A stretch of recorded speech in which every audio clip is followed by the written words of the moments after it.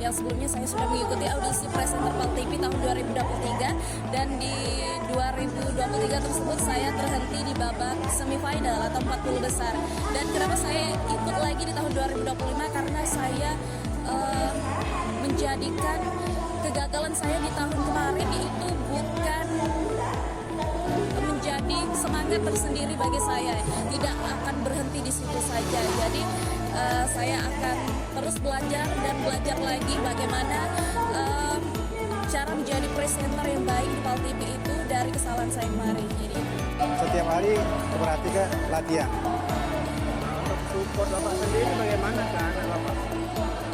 Kalau saya sebagai orang tua terhadap anak itu apa baik kemauannya, yang penting menuju ke jalan yang bagus atau yang baik, saya selalu mensupport anak. Nah, apalagi yang namanya seperti ini,